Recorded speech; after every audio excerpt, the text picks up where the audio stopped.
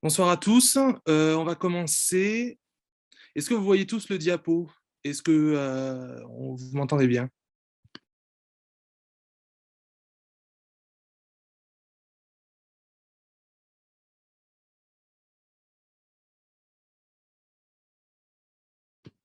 Ok. Donc, on va commencer par faire le premier cas. Puis ensuite, Charlène, tu feras Oui, du coup, après, je ferai les deux autres. Enfin, après, on se partagera les deux autres. Voilà. Alors, est-ce que j'arrive à passer ça? Ouais. Alors, Monsieur HS consulte aux urgences pour nausées, céphalées, avec un érythème localisé au niveau du muscle fessier. Il raconte avoir ramassé une petite barre de fer retrouvée sur son lieu de travail. Et il travaille dans une usine avec deux composés que sont le césium et le thallium. Il a mis cette petite barre dans sa poche arrière. Du coup, la première question, c'était les mesures immédiates, hein, vous vous rappelez. Et du coup, j'attends vos propositions.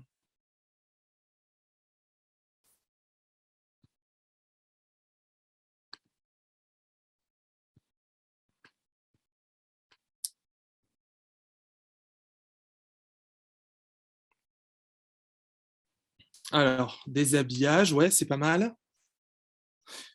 S'éloigner de la source de radioactivité, le lavage, oui, vous avez les bons éléments.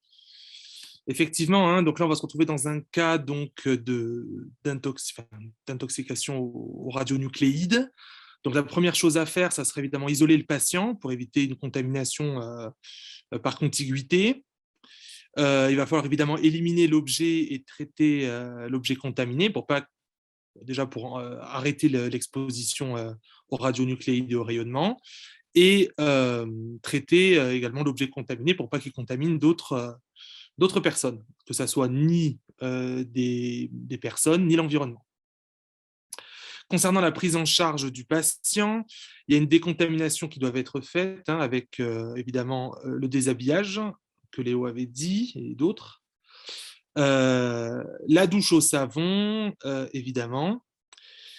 Euh, et donc, concernant le lavage, c'est un lavage qui va être sur la peau, fait avec un savon doux et avec du sérum phi. Et on va essayer de vérifier si, après ce lavage et après ce séchage, on va avoir encore un peu une radioactivité résiduelle.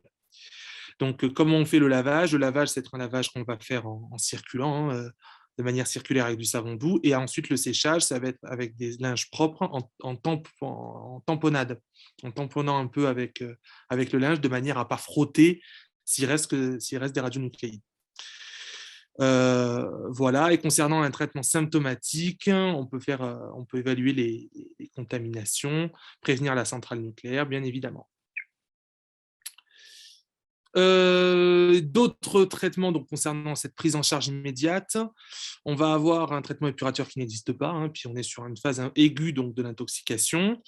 En traitement symptomatique, étant donné qu'on est sur une irradiation externe, on va pouvoir parler d'antiémétiques, notamment des antiémétiques plutôt sérotoninergiques.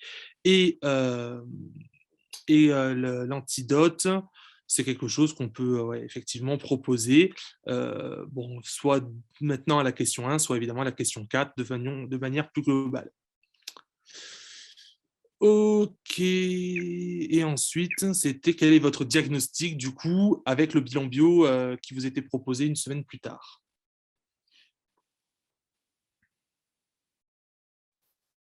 Donc là, après, il va falloir commencer à balancer les mots-clés.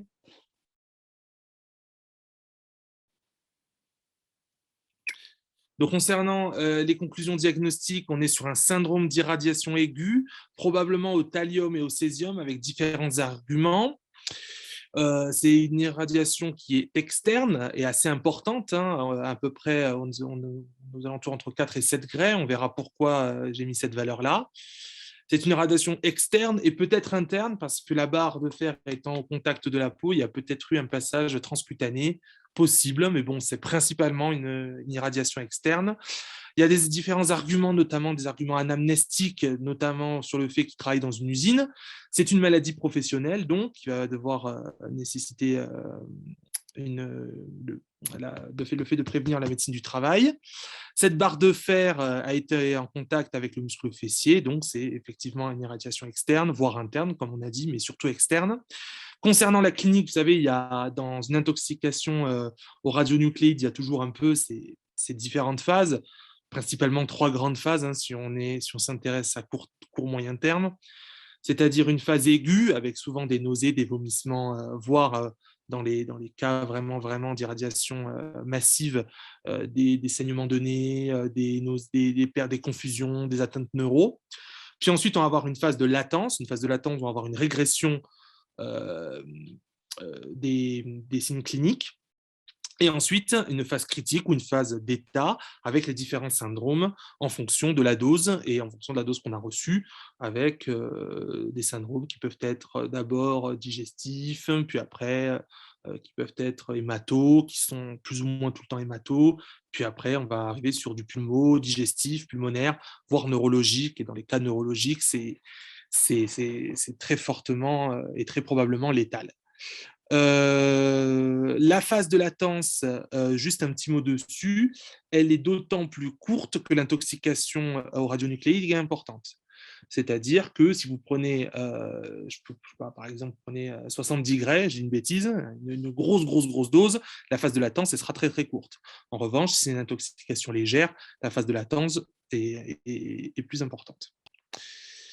Donc là, concernant cette phase critique, hein, qui est une phase critique dose dépendante, on va avoir un syndrome hématopoïétique et un syndrome hématopoïétique assez aggravé, car on va avoir une aplasie, en l'occurrence, qui est apparue avant les 3 semaines.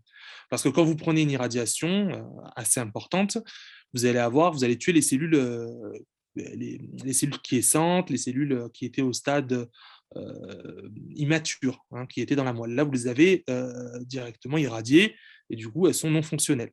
Du coup, vous allez avoir quelques semaines plus tard, forcément, une chute des 3 lignées en général.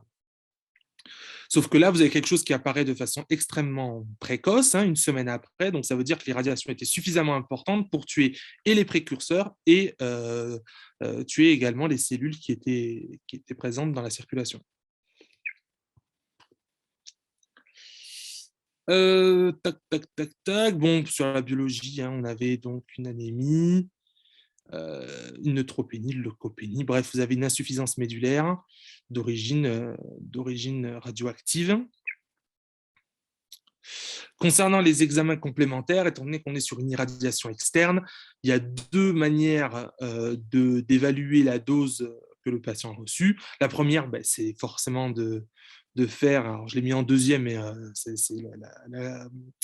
la façon la plus simple de le faire, c'est-à-dire de prendre un compteur Gégère et de mesurer physiquement la dose sur le site d'exposition ou au niveau de la barre, en l'occurrence ici, soit une dosimétrie biologique en évaluant les anomalies chromosomiques des lymphocytes, et à partir du nombre d'anomalies, on peut, via des ABAC, remonter à peu près à la dose moyenne reçue.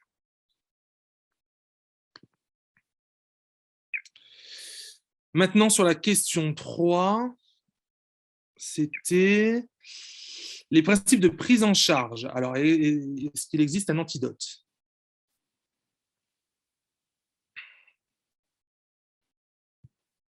Alors, comment on sait qu'il y a un syndrome hématopoïétique alors qu'on n'a pas de panstopénie ? Si, tu as quand même 3 lignées qui chutent, et tu as surtout 3 lignées qui chutent de façon massive, je ne me rappelle plus des valeurs exactement. On avait fait les calculs, on avait des leucocytes à 1,4 au lieu de 4 à 10. On avait, qu'est-ce qu'on avait ? On avait des lymphocytes qui étaient plus ou moins bons, ça allait. Les neutraux qui étaient au minimum. Et je vous avais peut-être pas mis les globules rouges. Enfin, ça signe quand même une destruction massive des cellules hématopoïétiques il y avait une lymphopénie. Je ne sais plus, il faut que je recalcule, parce que je me suis planté sur le tableau. 4. Ouais, 0,91, ouais, c'est ça. Donc, ouais, aplasie médulaire, c'était bon. Enfin, insuffisance médulaire, en tout cas. Tac. Et sur les principes de prise en charge, alors là, ce que j'ai fait, c'est que j'ai pris Alors, je trouve que dans le deux-box, ce n'est pas super bien expliqué, mais j'ai tout repris en mode un peu classique, c'est-à-dire les 4 traitements en tox, c'est-à-dire traitement évacuateur, traitement symptomatique, épurateur et antidotique. Donc, si on s'intéresse d'abord à l'évacuateur, c'est ce qui se passe en phase initiale. On va évidemment instaurer un traitement très, très rapidement. On va surveiller l'élimination urinaire dans les selles, mesurer plus ou moins la radioactivité qui en sort, faire des lavages d'estomac si on a une intoxication. Bon, ça, après, c'est assez discuté, hein. Bon, voilà. Augmenter l'élimination avec des agents complexants, bien sûr. Les traitements évacuateurs sont aussi faits en fonction de si l'irradiation est externe ou interne. Externe, ça sera tout ce qu'on a dit à la question 1. Et interne, ça va être les chélateurs, principalement. Et évidemment, l'hydratation. Bref, on va donner beaucoup d'hydratation, de laxatifs, de diurétiques même, pour dégager le radionucléide. On veut que le radionucléide ingéré reste le moins possible dans l'organisme. Donc là, qu'est-ce qu'on fait? Laxatif pour l'éliminer par les selles au plus vite. Ça se passe notamment dans les cas de personnes qui ont des cultures je sais pas moi, de tomates ou de n'importe quoi, ou par exemple les champignons qui captent très très très bien la radioactivité. Une intoxication avec des champignons de Paris, par exemple, qui sont contaminés à la radioactivité. Là, on veut absolument éliminer au niveau digestif et éviter l'absorption des radionucléides dans la circulation. Donc là, laxatif à fond, boisson abondante pour faire uriner. Bref, vous avez compris le principe. J'arrive pas à passer mes diapos.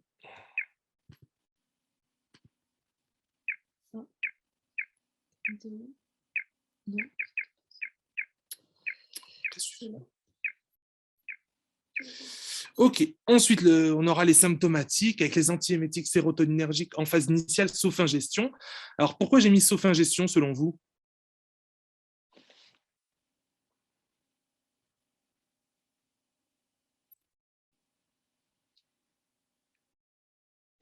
Parce qu'on veut le faire vomir pour pas que ça reste dans son corps, donc on va pas lui donner ça s'il l'a ingéré. Alors déjà de base, si on est sur une irradiation externe, on aura des nausées quasiment systématiques. D'accord? Si vous avez ingéré quelque chose de radioactif, le risque, lorsque vous allez avoir quelque chose qui est ingéré, c'est qu'il passe ailleurs.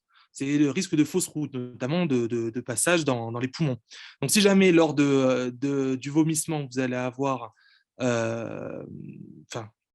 allez avoir un passage dans les voies pulmonaires, c'est pour ça qu'on donne des antiémétiques.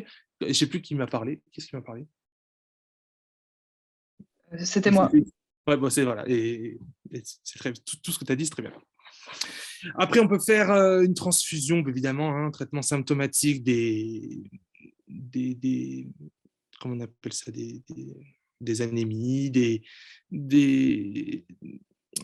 leucopénies, bref. Tout ça pour éviter finalement des complications, que ce soit des complications via des chocs notamment hypovolémiques et des chocs aussi liés à l'anémie, et évidemment des analogues GCSF pour éviter les risques d'infection opportuniste. Voire greffe de CSH si vous avez ruiné votre moelle avec les radiations. L'atteinte cutanée, on n'en a pas trop parlé, mais je trouve qu'on pouvait le mettre un peu partout. Je n'ai pas fait une prise en charge finalement ciblée sur le patient. Je préférais poser la question comment on fait globalement. Comme ça fait réviser un peu tout et pas uniquement chez ce patient-là. En l'occurrence, chez ce patient-là, et si jamais on a une atteinte cutanée, ce qui est le cas ici, il va falloir évidemment faire attention et prendre en charge la brûlure avec des anti-inflammatoires, faire des greffes de peau, une hospitalisation en service de grand brûlé, bref, essayer de faire un traitement symptomatique et esthétique de la plaie. Parce que la plaie, le problème, c'est qu'une fois que vous allez avoir une plaie avec, par exemple, dans le cas ici de la barre, qui va rester collée aux fesses, c'est le passage de radionucléides dans le sang. Et pire, c'est après, derrière, lorsque vous avez des brûlures et des points de nécrose, en fonction de la dose qu'émet le radionucléide collé à la peau, ça va creuser jusqu'à l'os. Et derrière, vous pouvez avoir des ostéites, des infections ostéo, des passages sanguins, et derrière, des septicémies, comment on appelle ça, des chocs septiques, pardon, plus que des septicémies, des sepsis avec une dissémination hématogène. Et derrière, comme vous avez quelqu'un qui est qui est immunodéprimé, vous allez avoir forcément un risque majeur de décès. Ensuite, le traitement... Pourquoi ça, j'arrive pas à passer le diapo dans le sens, dans le bon sens. Voilà. Traitement épurateur, ben non, il n'y a pas d'élimination extra-rénale ou quoi. Et le traitement antidotique, il y en a 3, grosso modo. L'iode stable, ça va si vous avez des contaminations à l'iode 123, l'iode 131, lorsque vous avez fait des trucs nucléaires, quoi, avec des bases d'iode. Bleu de Prusse, c'est l'antidote du thallium. Et le césium aussi et l'iode, c'est très, très lié parce que c'est des produits de dégradation. Alors, je ne me rappelle plus par quelle désintégration, mais les deux sont très proches. L'iode stable, on le donne un petit peu systématiquement. Et les iodures de potassium, c'est des stocks d'État qui sont dans les pharmacies des armées et qui sont en général dans les PUI. Quand il y a eu les trucs en Ukraine et même maintenant, il y avait eu des stocks d'État qui avaient été donnés dans les pharmacies hospitalières, quand même, au cas où. Nous, à la pharmacie, là, on en avait quelques-uns, quelques plaquettes d'iode au cas où. Donc bon, comme quoi, il faut toujours prévenir. Et le DTPA, hein, c'est un chélateur, hein, que vous connaissez, hein, limitant la distribution alors j'ai oublié de finir, mais du radionucléide, évidemment, et qui va derrière être éliminé dans les urines. Les risques à court et long terme, alors surtout j'ai mis les risques à long terme qui sont intéressants. Donc le traitement du césium, c'est l'iode. Ouais, il me semble que l'iode se désintègre en césium ou le césium en iode. Il y a un lien entre les deux. Et antibiothérapie pour risque infectieux, je suis d'accord avec toi aussi. Et ça, pareil, c'est au cas par cas. Et en général, on préfère faire remonter les lignées. Et après, le temps que la lignée remonte, on va mettre un traitement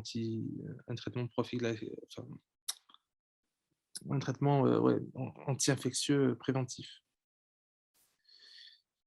Voilà. Ensuite, les conséquences à court et long terme.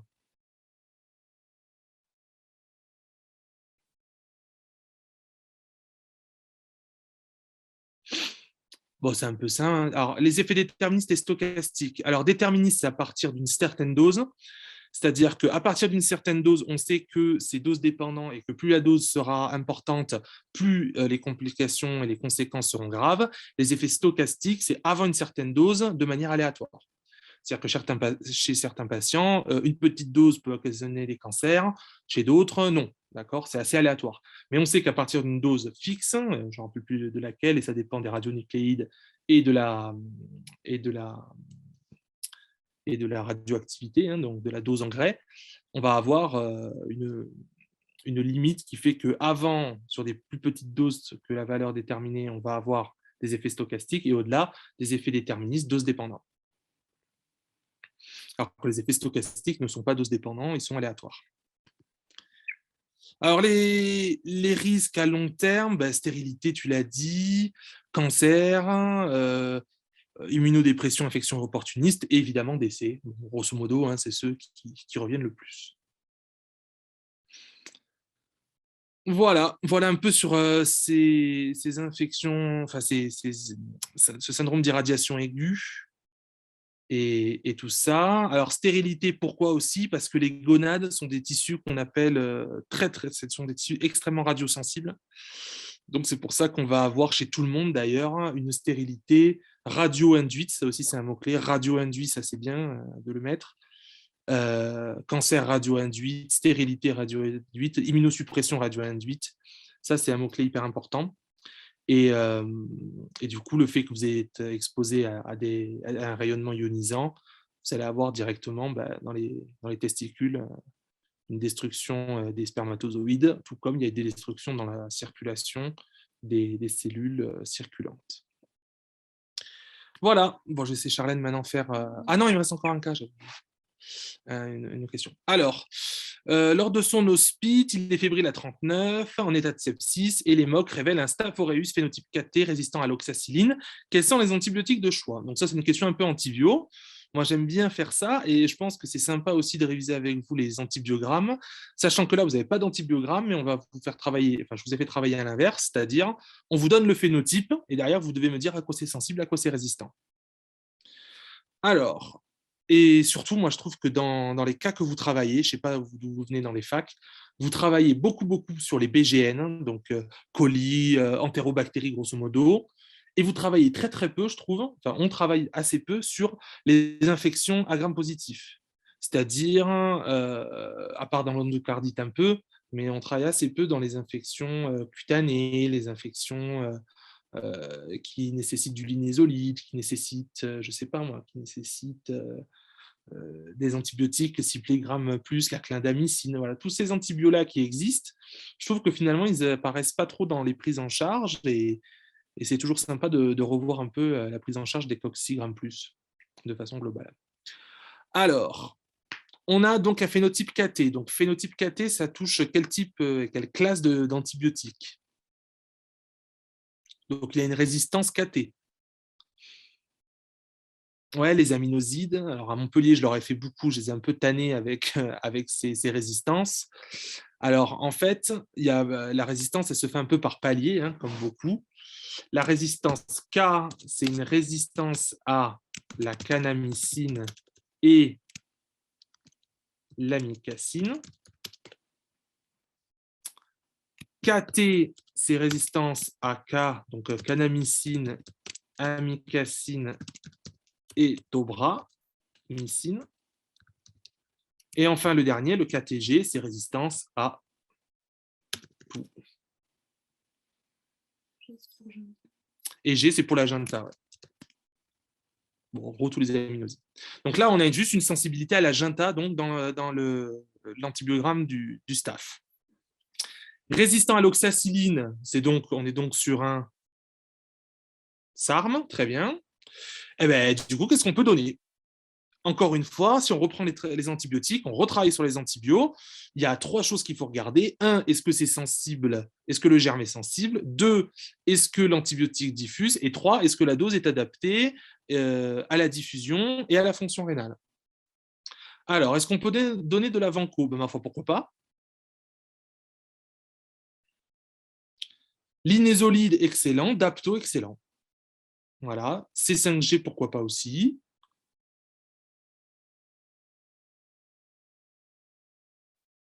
L'Agenta, bien sûr.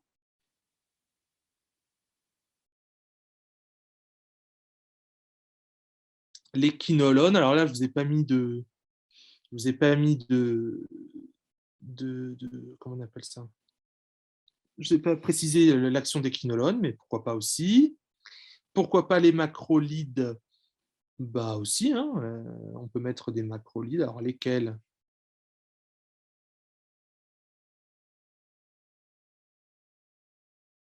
Alors les macrolides, attends. Les macrolides, ils marchent sur les SAS, mais même pas sur les SARM. Donc non, les macrolides, c'est pas une bonne idée parce que c'est résistant SARM. Ceux qui marchent en fait sur les SARM, c'est toujours les mêmes. Hein, c'est ce qu'a dit, je ne sais plus qu'est-ce qui a parlé, qui avait quasiment. Samir, il les avait dit, et Cédric aussi. C'est grosso modo la clindamycine, la pristinamycine, parmi les macrolides un peu apparentés. Si on parle de macrolides simples, c'est plus, les SASM. Les aminosides Ginta, les quinolones bien sûr, la vanco, l'adapto, le linésolide. Et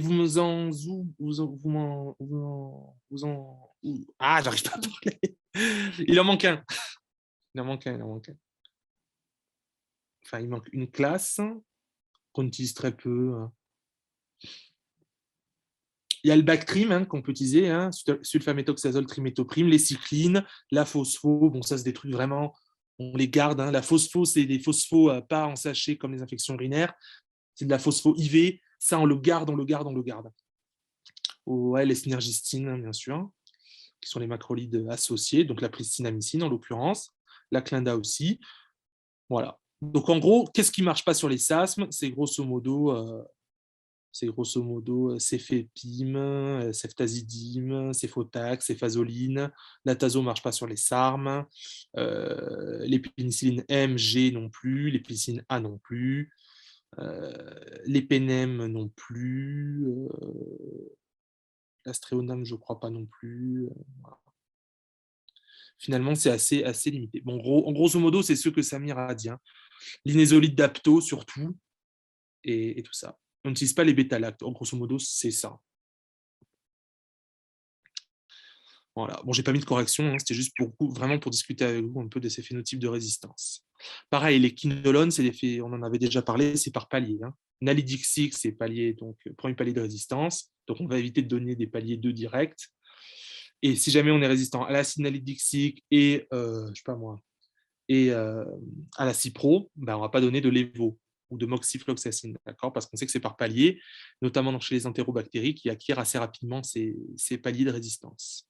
Pareil sur les aminosides. Si on veut taper, il va falloir taper fort parce qu'on aura des CMI. En fait, ces paliers de résistance impliquent derrière des CMI hautes. Le fait que vous ayez des CMI hautes, même si ça reste dans le domaine de sensibilité, ça veut dire que vous allez devoir taper fort. Par exemple, si vous avez quelque chose qui est dans l'os, par exemple, et que vous avez des CMI hautes, il va falloir taper fort parce que l'antibiotique diffuse mal, et taper fort parce que le germe, pour qu'on soit à sa CMI et qu'il meure, il va falloir atteindre des concentrations importantes parce qu'il a une CMI importante pour l'antibiotique. Donc ça, c'est pour ça qu'il faut regarder les 3 points que je vous ai dit, la sensibilité, la diffusion et l'adaptation de Pozo. Allez, on passe au cas 2. Alors, du coup, on va passer au cas numéro 2. Donc, alors je vais mettre le fenêtre de discussion si jamais vous voulez répondre, mais vous pouvez, c'est plus interactif quand même quand vous répondez à l'oral que par écrit. Alors, Monsieur X, 24 ans, alcoolisé, profite d'une soirée pharma pour essayer une substance qui lui est inconnue en grande quantité. Il est retrouvé peu de temps après par ses amis qui appellent les pompiers. Le jeune homme est alors pris en charge aux urgences. Il présente des troubles de la conscience, une cyanose et une hypoxie généralisée. On retrouve dans la poche de la victime un flacon avec une étiquette indiquant contient des nitrites d'alkyle. Donc, première question. Quel est selon vous le diagnostic à établir? Ah, j'ai dit la réponse, mais du coup, essayez de trouver par vous-même. Donc ça, c'est quelque chose que j'ai fait ce cas parce que je ne pensais pas que ça pouvait tomber et je crois qu'on l'a vu au concours blanc régional l'année dernière. Donc c'est en fait quelque chose qui, je ne sais pas si c'est tombé encore au vrai concours, mais en tout cas, bon, si ça tombe, ça fait mal, quoi, parce que ce n'est pas quelque chose que vous réalisez beaucoup généralement. Ok, méthémoglobinisant. Donc là, c'est très bien. Alors maintenant, on va voir les arguments. Alors, donc, vous dites donc surtout en tox, donc surtout vous dites aigu ou chronique. Donc là, c'est une intoxication aiguë à un agent méthémoglobinisant. Nitrite d'alkyle, donc en fait, on met entre parenthèses ça puisque c'est la substance qui est indiquée sur l'étiquette du flacon quand ils ont trouvé la victime.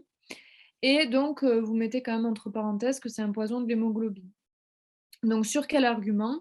Les arguments anamnestiques et contextuels. Donc, en fait, vous voyez que déjà, la personne est dans un contexte festif et qu'elle a pris en grande quantité du bon. Alors, voilà, là, on avait eu, par exemple, l'année dernière, le cas.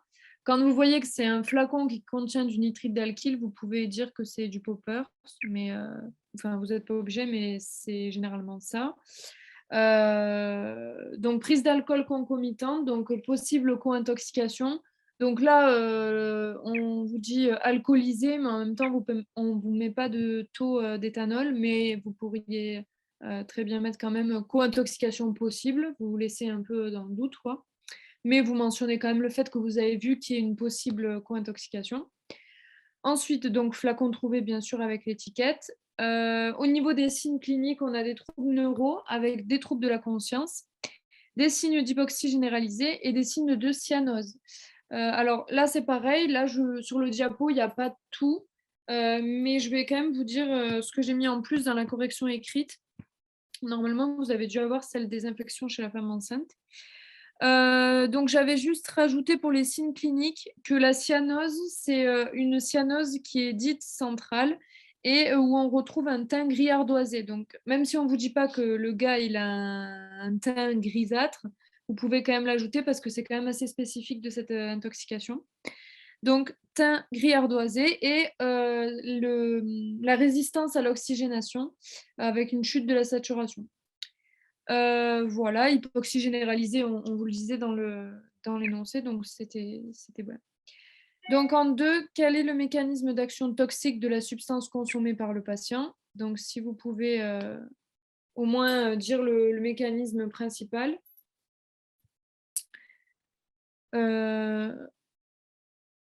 Personne sait. Ouais, ok, très bien. Bah, ça, voilà. Alors, on va mettre un peu plus de mots-clés. Donc, c'est déjà, voilà, quand on vous demande un mécanisme d'action, il faut vraiment caractériser le toxique. Donc là, c'est un toxique qui est intra-érythrocytaire qui va agir au niveau de l'hémoglobine.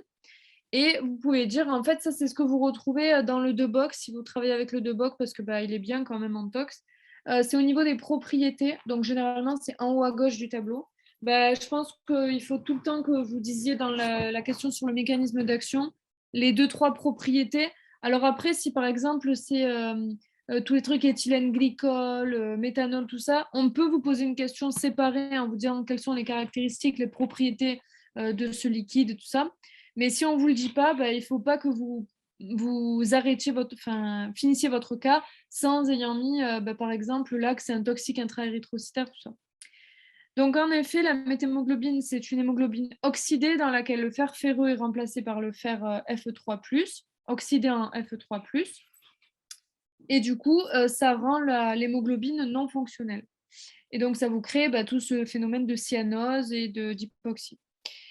Les taux physiologiques, c'est pas spécialement à prendre, mais enfin, si vous voulez quand même vous rajouter des points, comme on ne sait jamais de quoi la grille est faite, vous pouvez le mettre.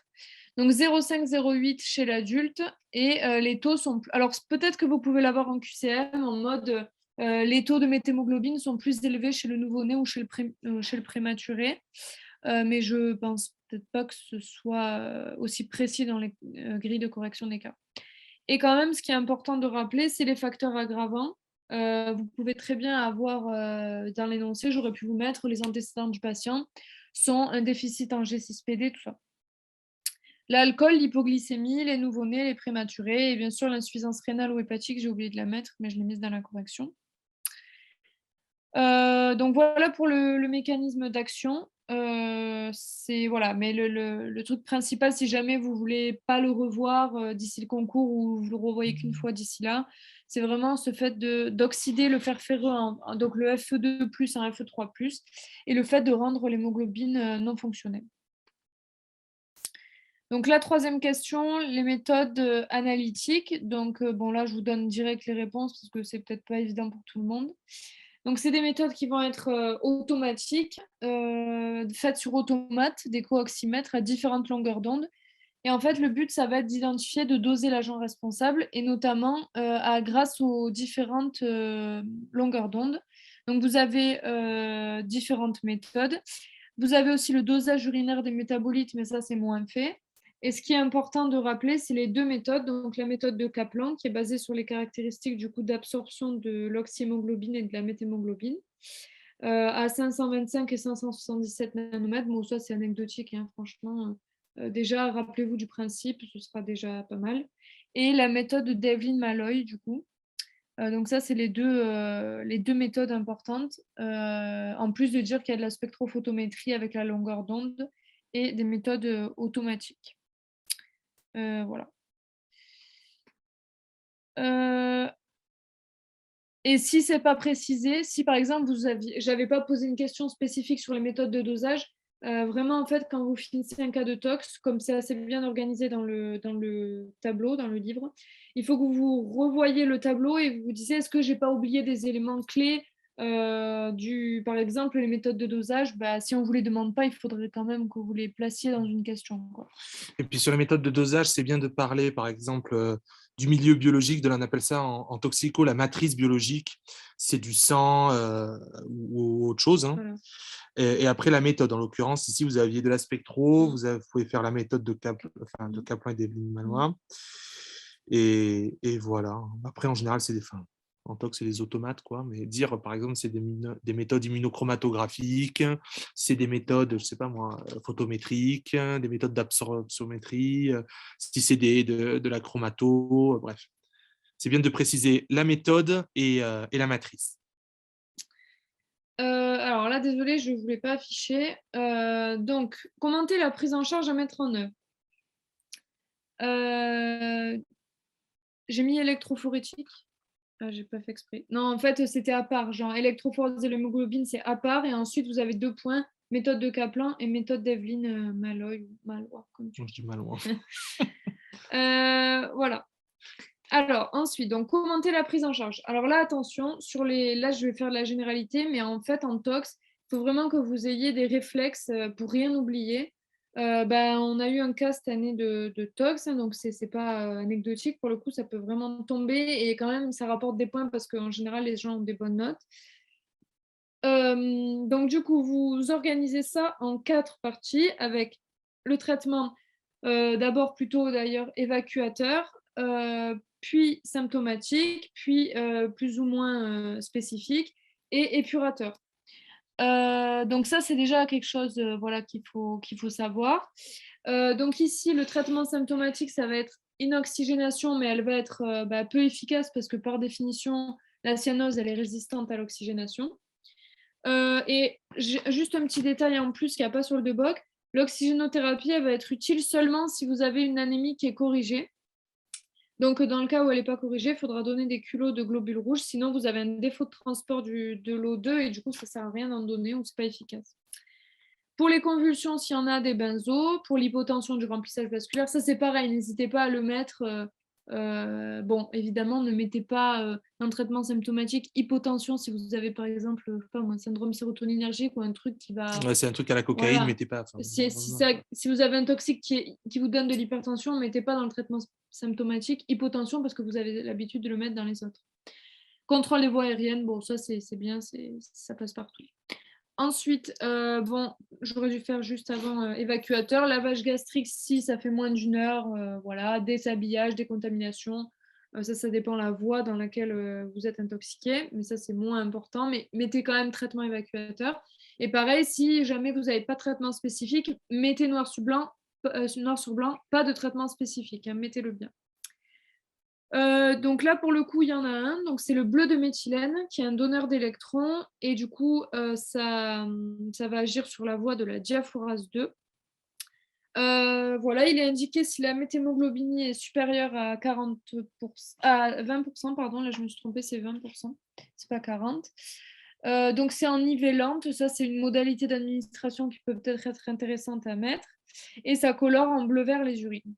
Et surtout, ce qu'il faut vraiment se rappeler, c'est que la contre-indication principale, c'est si vous avez un déficit en G6PD. Donc si par exemple dans l'énoncé, j'avais eu antécédent du patient déficit en G6PD, déjà vous auriez pu mettre que c'est un facteur aggravant dans le diagnostic et en plus que c'est une contre-indication au traitement spécifique. Et dans ce cas-là, il y a la vitamine C que vous pouvez donner, mais du coup, c'est inefficace dans les intoxications aiguës. C'est surtout dans les formes constitutionnelles chroniques. Vous savez, il y a des familles qui sont bleues. Cyanosée, en fait, chroniquement, c'est un problème donc constitutionnel. Et là, ce sera la vitamine C. Mais nous, dans nos cas de l'internat, ce sera des intoxications aiguës. Donc, ce sera vraiment le bleu de méthylène. Et surtout, vous dites donc ivélante au-dessus de la méthémoglobine à 20%.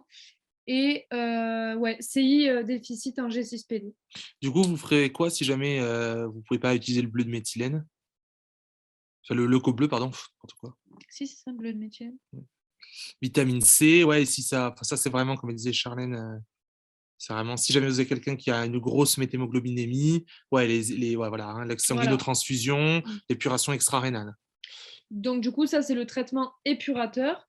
Donc, en fait, là aussi, attention, alors que ce soit en bioche avec l'insuffisance rénale aiguë ou en tox dans le traitement épurateur, apprenez, enfin, moi, j'avais appris les critères d'épuration. Par exemple, aussi pour les intoxications au lithium, il y a un seuil de lithium. C'est au-delà de 4 Voilà, mmol/litre de lithémie et on fait l'épuration, en l'occurrence, c'est les trucs de dialyse. De 1 heure, ça diminue 60% les lithémies, je crois. Voilà, et on le fait jusqu'à qu'on ait une lithémie inférieure à 1 millimolaire. Ouais. C'est ça. Ouais. Du coup, là, le traitement épurateur, c'est si le pronostic vital est engagé, si on a un échec du bleu de méthylène ou qu'on ne peut pas en donner, si la méthémoglobinémie est supérieure à 60-70%, et surtout aussi chez l'enfant et dans les cas graves, en fait. Mais voilà, il faut vraiment apprendre les critères, je pense, pour le traitement épurateur. Pareil, dans le DEBOC, pour la bioche, pour l'insuffisance rénale aiguë, vous avez un petit passage au début, je crois, ou à la fin du chapitre, où il y a les critères quand il faut faire une épuration extra-rénale dans le cadre de l'insuffisance rénale aiguë. Donc ça, c'est peut-être pas mal, parce qu'une année, c'était sorti, il y avait quelqu'un qui avait une insuffisance rénale aiguë. Non, chronique. Non, aiguë, Aiguë. et il fallait dire quels sont les comment ça s'appelle, les critères, est-ce qu'on lui fait une épuration extra-rénale ou pas? Si vous ne savez pas les critères, une question de moins dans les points. Ouais, moi aussi, j'avais une question aussi à mon année, c'était sur les modalités de l'hémodialyse, et ça a été un peu compliqué. Voilà, c'était toi. C'était moi. Ça. Ok, donc on va passer à la question donc 5. S'il existe... Oui. Ouais. Oui, juste, tu as dit que le pourcentage, enfin le seuil là, pour le traitement spécifique, c'était 20. Ouais. Parce que en fait, toi, tu as marqué 40. Moi, je sais pourquoi j'avais marqué 40 aussi. Et je ne sais plus ma source, en fait. Donc, je me dis, si toi... non, mais en fait, je me suis trompée parce que moi, ma source, c'est le DEBOC. Donc, c'est assez fiable. Si tu veux, c'est... Moi, j'avais radé sur le DEBOC et j'avais radé aussi sur un autre truc de tox. Société française de toxico. Ouais, sur la SFTA, la Société française de toxico-analytique. Et c'était pareil, c'était 40. De toute façon, le DEBOC s'inspire fortement de la SFTA. Ouais. Donc, Après, moi, j'aurais tendance à mettre 20, mais... Moi, j'avais appris les trucs du DEBOC, donc je pense qu'il vaut mieux peut-être retenir 20. Mais on va vérifier quand même. On vous le mettra dans la correction. Ouais. Merci. Et la 5e question, en fait, on y a déjà répondu. Si on peut passer la diapo. C'est s'il existe un traitement spécifique, quelles sont les précautions à prendre avant de l'administrer. Du coup, c'était surtout le déficit en G6PD, il ne faut pas passer à côté de ça. Bien sûr, s'il y a une allergie, une insuffisance rénale sévère ou un déficit pareil en NADPH réductase, c'est un peu, il faut voir la voie des pentoses phosphates, tout ça. En fait, vous savez pourquoi NADP parce que la voie de diaphorase 2 est NADP dépendante. Du coup, s'il y a un déficit, derrière, ça sert, voilà. Alors, K3 maintenant. Donc là, bon, un cas, bon, cas un peu pas classique, mais un cas qui se fait un peu sur les toxiques cardio. Alors, Madame X, 75 ans, admise aux urgences en août 21 pour un tableau clinique inquiétant avec diarrhée et avec des troubles de la conduction type BAV à l'ECG. Dans son traitement, on a de la digoxine et du furosémide. Le bilan bio est réalisé, on retrouve une créate avec un DFG associé, une kaliémie et un pH, et avec un dosage de digoxine.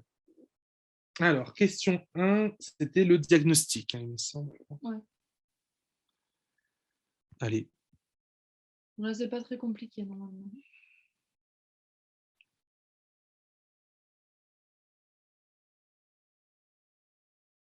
Allez, on se lance. Intoxication chronique à la digoxine. Ok. Là, en fait, ça va être des mots-clés surtout. Hein. Surdosage accidentel de digoxine rénale aiguë, ouais.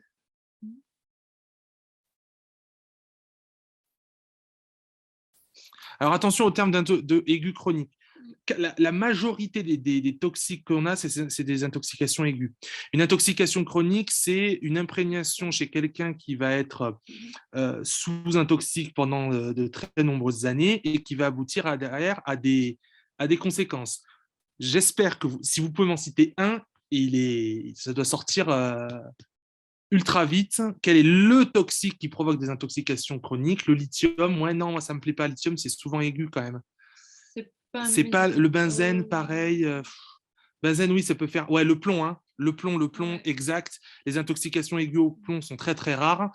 Nous, au laboratoire, Charlène pourra en parler, elle est en laboratoire de tox. Il y avait quelqu'un qui utilisait, vous savez, pour les yeux, du col, du maquillage. Et le col, en fonction des cols que l'on a des taux de plomb qui sont utilisés pour faire ce maquillage, hein, parce que bon, les femmes, c'est pour la beauté, quoi, tout ça. Sauf que c'est des collyres imprégnés de plomb et une intoxication, une fois, n'a pas forcément de conséquences clinico-biologiques, mais sur la durée, peut avoir derrière des taux accumulatifs, c'est un toxique cumulatif, Et après, comment c'était fini, Sharon? Un peu plus. Bah, du coup, après, le taux de plomb était trop élevé, au-dessus du 50 qui définit le saturnisme, et du coup, après, il faut qu'elle avec le DTA, tout ça. Donc voilà, ça c'est vraiment si vous avez à l'internat un toxique chronique, c'est plutôt le plomb. Le reste, c'est plutôt des intoxications aiguës. Après, attention, une intoxication, l'éthanol aussi, c'est une bonne réponse. Oui. Tous les toxiques, enfin, les deux peuvent être présents, attention. Mais voilà, sur tout ce qui est un peu médicamenteux, enfin, les médicaments, il n'y a pas d'intoxication chronique parce que c'est un médicament et heureusement que c'est un bénéfice au long terme, quoi, quand même. Donc là, on est sur une intoxication aiguë avec différents arguments que l'on va énoncer. Donc, on a un surdosage thérapeutique à la digoxine. Donc, digoxine ou une intoxication aiguë aussi, on peut mettre, mais surdosage thérapeutique, c'est vraiment le terme, avec différents arguments. J'ai vu le terme d'accidentel qui peut être évoqué. Après, c'est bien aussi là, on ne l'a pas mis, mais il faudrait mettre aussi une petite définition de la digoxine. C'est un hétéroside cardiotoxique, ça doit apparaître absolument, on ne l'a pas mis, mais c'est une faute. C'est un hétéroside cardiotoxique qui induit différents éléments et différentes complications qui vont, grâce aux arguments, étayer le diagnostic. On a un traitement chronique à base de digoxine, on a une personne âgée donc à risque de surdosage, cardiotonique aussi, mais là en l'occurrence c'est plus cardiotoxique, on s'intéresse surtout aux propriétés toxiques et pas tant aux propriétés thérapeutiques. La période de chaleur est à risque de déshydratation, donc il y avait un argument chronologique aussi, à risque de déshydratation, donc d'hypoperfusion rénale induisant une insuffisance rénale aiguë d'allure fonctionnelle. Le furosémide, qui est donc un diurétique, va donc renforcer cette déshydratation et donc cette hypovolémie et donc favoriser le surdosage. On ne l'a pas mis, j'espère qu'on l'a mis, mais non, on l'a peut-être pas mis. Ah oui, voilà. Hypokaliémiant aussi, donc ça va favoriser la fixation des digitaliques à la pompe. Et, Alors, juste pour le truc d'hypocalémie, on le verra tout à l'heure, mais l'hypocalémie, c'est un facteur aggravant et l'hypercalémie, un facteur de gravité. Donc, voilà. Du coup, là, en fait, le fait qu'elle soit... Enfin, le fait qu'elle ait un... Enfin, on verra tout à l'heure, je spoil un peu, mais le fait qu'elle puisse être en hypocalémie à cause du furosémide, ça peut augmenter la fixation sur la pompe. Voilà. Oui, hypocalémie facteur aggravant et hypercalémie facteur de gravité. Et juste ce que je voulais rajouter, et oui, et pourquoi aussi c'est important, parce que c'est un médicament à marge thérapeutique étroite. Donc vous allez avoir un médicament qui va être facilement en dehors des marges thérapeutiques, et du coup, dès lors que vous allez avoir un surdosage, c'est très facile d'y arriver, quoi. Ensuite, les arguments paracliniques, c'est vrai qu'on n'en a pas parlé, Ryan.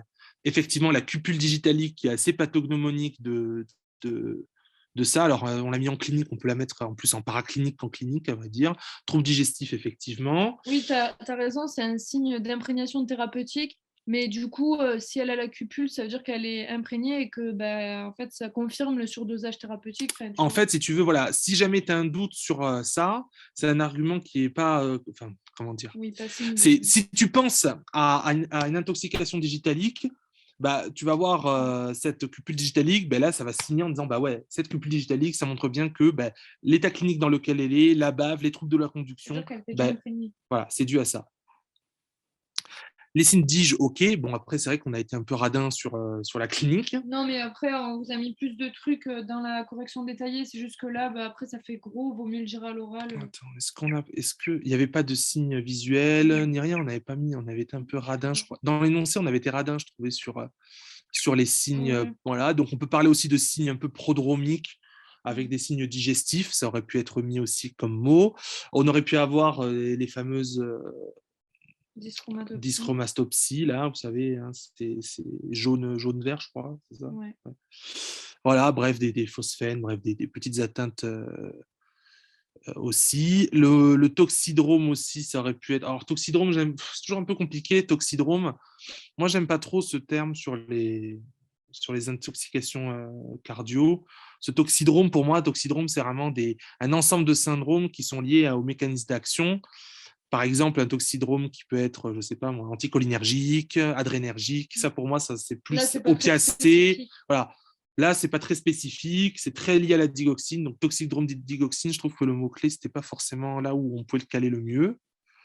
Je trouve que le mot toxydrome, voilà, c'est plus lié aux neurotransmetteurs qui sont présents ou alors aux opioïdes. Et biologique, on a dit donc peut-être la cause, déshydratation aboutissant à l'IRA sur le furosémide, acidose métabolique liée aussi au mécanisme d'action avec le pH abaissé, la diarrhée aussi avec la perte de base par voie fécale, aboutissant derrière à une hyperkaliémie possiblement de transfert et donc à l'acidose. Et la kaliémie, alors ça c'était toi qui l'avais mis par rapport au fait que le furosémide a pu, avant l'intoxication, induire une hypokaliémie qui a peut augmenté la derrière la fixation. session des digitaliques. Voilà. Donc un facteur, comment tu as dit, aggravant. Et autant, en fait, là, elle est à 4,5, mais en fait, sans furosémide, elle serait encore plus haut. Parce que du coup, comme le furosémide est hypocalémien, il faut faire attention. N'oubliez pas, quand on vous met une ordonnance, de parler des effets aussi biologiques, surtout dans les diurétiques.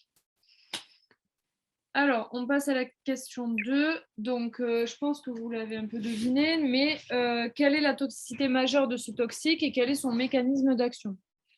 Donc là, pareil, il y a plein de mots-clés. Après, c'est quand même quelque chose qui est assez long à expliquer, si on veut l'expliquer en détail. Mais en soi, il y a des mots-clés qui sont quand même assez simples à retenir. Est-ce que vous avez quelques idées? Alors, ok. Alors, du coup, on va avoir... bon, je vous mets la réponse. Parce que... Ah non, mais ça, c'est 4-3. Attendez, petit problème de diaporama. Ok. Alors, ouais, très bien. Donc, toxicité cardiaque. Alors là, on a aussi une notion de chronologie, comme dans la chloroquine, avec des manifestations, en fait, une phase qui va être prodromique à moins de 6 heures. Et en fait, la toxicité cardiaque, qui va être du coup la réponse à la question, parce que c'est la toxicité majeure, elle va arriver qu'à partir de la 6e heure, concomitante avec une augmentation de la kaliémie qui commence, elle, à la 12e heure. Donc là, c'est facile à retenir. C'est avant 6 heures, c'est tout ce qui est troubles digestifs, troubles neuro. Et après 6 heures, c'est les manifestations cardiaques liées aussi en même temps, que l'augmentation de la kaliémie. Donc, en fait, vous allez avoir cette toxicité cardiaque ou cardiotoxicité avec des troubles de l'automatisme, des troubles de la conduction. Donc là, le BAV, le bloc atrioventriculaire, c'était dans l'énoncé, donc c'était facile. Mais en fait, le risque principal, c'est pas la tachycardie ventriculaire, c'est la fibrillation ventriculaire qui va du coup entraîner dans 65% des décès, c'est dû à ça. Et vous pouvez aussi mettre effet pharmacologique exacerbé. Ça, pour pratiquement toutes les intox au médoc et tout, vous le mettez un effet pharmacologique exacerbé. Par exemple, pour les benzos, tout ça, avec une dépression du système nerveux central. Tout ça. Au niveau plus... Bon, là, en bas, c'est quand même assez long ce que j'ai mis. Donc, peut-être qu'il faut retenir principalement que ça fait augmenter le calcium et le sodium intra et que ça fait augmenter le K+ extra, donc ce qui donne l'hypercalémie. Ça, pareil, c'est ce que tu disais très bien, ces effets pharmacologiques, augmentation du calcium intracellulaire, actine myosine, ça augmente l'activation, du coup derrière, ça va augmenter comment on appelle ça, l'inotropisme, la force de contraction, parce qu'on a une augmentation du calcium intracellulaire. Mais après, voilà, c'est toujours pareil. Moi, je suis assez partisan de faire plusieurs fois le quart, entre guillemets. Je m'explique. C'est-à-dire, vous arrivez sur des questions comme ça, vous mettez l'essentiel en fonction du temps que vous avez. Et ensuite, si jamais vous avez le temps, vous rajoutez du biscuit, vous rajoutez de la précision et vous grattez des points à ce niveau-là. Moi, je pense que ça ne sert à rien de mettre arythmie secondaire. Enfin, voilà, vraiment préciser dans le détail. Allez à l'essentiel, mettez tout ce qui vous vient de premier abord, sans trop réfléchir. Et ensuite, si vous avez le temps, revenez un peu sur la question en disant est-ce que j'ai pas oublié quelque chose? Posez-vous toujours la question est-ce que j'ai pas oublié quelque chose? Est-ce que j'oublie pas un truc, un petit élément, un petit mot-clé? Mais là, par exemple, les mots-clés que vous mettriez en première intention, c'est cardiotoxicité, trouble de la conduction, effet pharmacologique exacerbé, inhibition de la pompe et hypercalémie. Déjà, ça, voilà. Et quand même aussi BIT+, donc c'est-à-dire basmotrope, inotrope, tonotrope plus, et chronotrope, dromotrope moins. Donc BIT+ et CD moins. Ça, c'est facile à retenir. Et après, vous pouvez rajouter des trucs genre augmentation des concentrations Mais ça, c'est dans un second temps, quand déjà vous aurez mis les mots-clés principaux. Donc ensuite, quelle est la prise en charge de la patiente? Okay. Ah, moi, je ne vais pas spoiler. Alors, au niveau des prises en charge, je vous écoute. Bon, on a quasiment tout vu. Hein.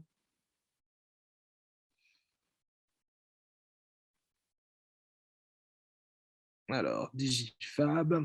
Moi, j'aime bien sur les prises en charge parler toujours d'abord, est-ce qu'on hospitalise ou pas? Est-ce que... Ouais, voilà. Très bien, Cédric. Alors, ouais, on va hospitaliser, effectivement. Surtout la Très bien. surveillance continue de l'ECG, important. Voilà, un monitoring de CG, bien sûr, avec derrière un scoping, différents traitements, on reprend toujours pareil, un traitement évacuateur dans les phases précoces. Bon, après, c'est toujours pareil, hein, ça se discute. Hein. Un traitement derrière qui peut être fait bon, avec un lavage gastrique, plus ou moins du comment on appelle ça? Un lavage gastrique, même pas. Ah, tu me fais ça? Tu peux... Ah non, laisse-moi commenter. Voilà, après, bon, c'est toujours un peu pareil. Hein. Traitement symptomatique, les corrections avec le KCL, le ER, ouais, bon, c'est toujours un peu pareil. C'est un peu des traitements au cas par cas. C'est selon l'énoncé. Enfin, moi, j'aime pas trop. Ces traitements symptomatiques, je trouve que ça veut plus ou moins rien dire. Il faut surtout traiter derrière, surveiller la kaliémie, en fait. Traiter plus ou moins la bradycardie avec les différents éléments pharmacaux avec lesquels on a, c'est-à-dire traiter soit avec de l'atropine, soit traiter avec la lidocaïne. Bref, c'est tout. Par contre, les catécholamines sont proscrites. Ouais, bien sûr. Voilà, grosso modo, c'est ça. Mais en gros, il n'y a pas vraiment de... On traite plutôt l'étiologie que vraiment la sympto, c'est vraiment lié c'est sur avis cardio, c'est vraiment en réa. Enfin, je ne pense pas qu'on vous demande vraiment la prise en charge de ces éléments-là. Sinon, on vous orientera bien quand même. Ensuite, on a parlé bien évidemment du spécifique, de l'antidote, hein, le Digibind, qui est donc, ça c'est, enfin, il y a peut-être qu'on a peut-être oublié 2-3 petits mots-clés. Digibind, vraiment le mot-clé vraiment à sortir, c'est neutralisation curative. Donc ça, c'est une neutralisation qui est curative ou équimolaire, on appelle ça aussi. Parce qu'une mole de Digifab neutralise une mole de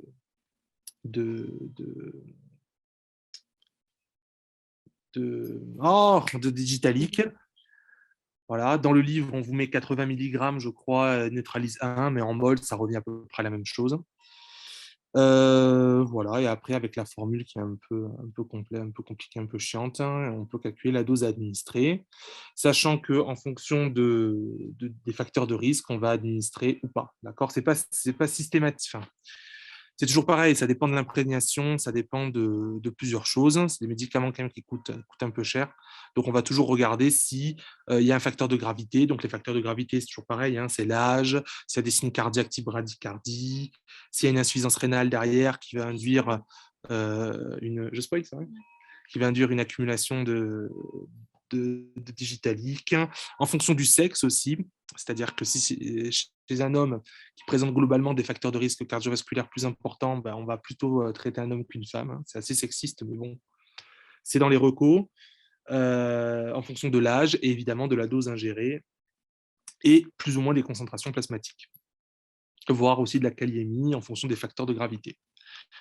Voilà, il y a aussi des indications de l'immunothérapie à apprendre. Enfin, je pense que faites-vous un moyen mnémotechnique avec si le pronostic vital est mis en jeu, si la personne est âgée, le sexe, donc comme il vient de dire, c'est plus grave chez l'homme, les antécédents cardio, l'hypercalémie supérieure à 5, le BAV sévère et les arythmies ventriculaires.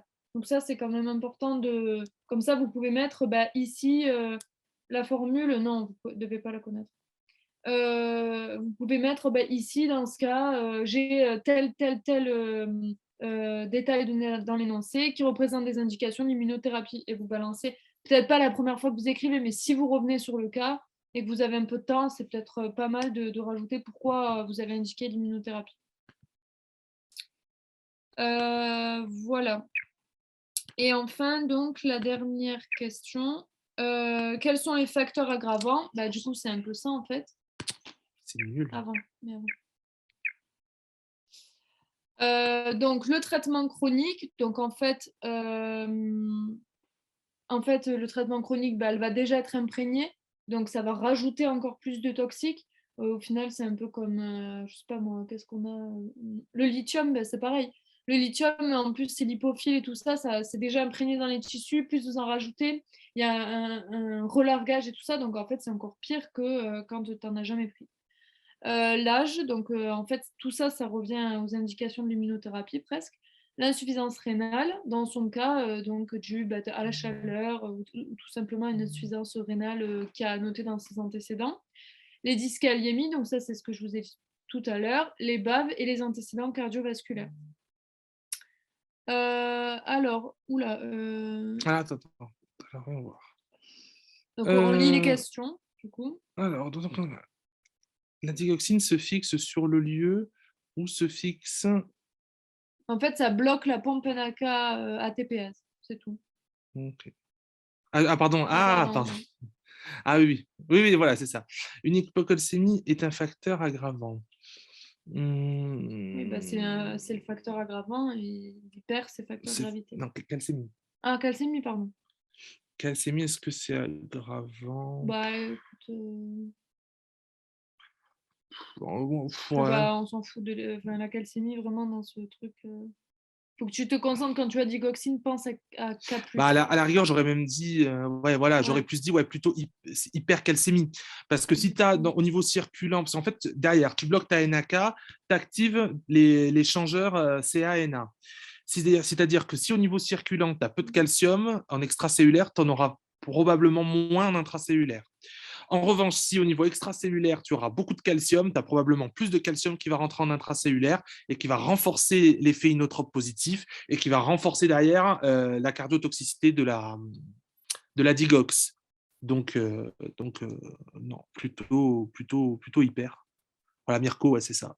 Je suis d'accord avec toi. Voilà, grosso modo, ce qu'on avait à dire sur la digox. On n'a pas trop parlé des méthodes de dosage. Bon, c'est des méthodes immunochimiques, toujours pareil. De toute façon, si vous ne savez pas, généralement, si vous c'est toujours un peu pareil. Chromatographique couplé à la spectromasse, ça passe à peu près tout le temps. Après, dites-vous que voilà, dans les laboratoires, ils n'ont pas 25 000 trucs. Grosso modo, c'est tout le temps de... C'est ça, tout le temps de la chromatose, tout le temps un peu les mêmes méthodes. Il y a une machine qui va faire plusieurs trucs. Et voilà. Est-ce que vous pouvez détailler la formule de calcul de la dose du Fab Digi, s'il vous plaît? Ryan, je suis sûr que tu as dû faire une équation de dimension qui ne colle pas forcément. Est-ce que c'est ça ou pas? Ouais. Quand j'ai fait mon équation de dimension, j'ai demandé à plusieurs profs de tox en me disant nanogrammes par millilitre fois 1 VD en litres par kilo fois 10-3, ça ne collait pas forcément à une dose en milligrammes, effectivement, mais eux m'ont dit que c'était la formule. Non, mais de toute façon, vous n'avez pas à l'apprendre. Voilà. J'ai envie de te dire, non, mais ça peut répondre à sa question. Parce que moi, quand j'ai fait l'équation de dimension de cette formule-là, j'ai dit elle n'est pas homogène aux dimensions et c'est bizarre. Mais effectivement, la formule est bonne. Est-ce qu'il y a des questions? Oui, j'en ai une, s'il vous plaît. Concernant la digoxine, enfin l'intox à la digoxine, c'est plus grave chez les hommes? Ouais. Ok, c'était juste pour être sûr, merci. N'hésitez pas à poser des questions. Après, voilà, sur ces cas de tox, c'est toujours un peu pareil. Il faut être le plus exhaustif possible pour essayer d'avoir le maximum de points. En fait, j'ai envie de vous dire que c'est sur ces cas de tox, ce n'est pas quelque chose qui vous fera gagner nécessairement le concours ou des places, mais en tout cas, ce sont des cas qui peuvent vous en faire perdre. Si vous oubliez des éléments, tout ça. Donc, c'est vraiment des trucs où il ne faut pas passer à côté. Il faut être super clinique, notamment sur les traitements, parler toujours des cas de traitement. Toujours pareil, là, on a oublié de le dire. Pareil, ça m'énerve parce qu'on perd des réflexes, parce que voilà, tout ça. Mais la première chose à faire, là, dans la prise en charge de la patiente, qu'est-ce qu'on a oublié d'ultra important? On l'a mis? Ouais. C'est l'éviction du toxique. Arrêter le traitement aussi. Ça, c'est hyper important. Ça, on ne l'a pas mis dans le diapo, c'est une erreur.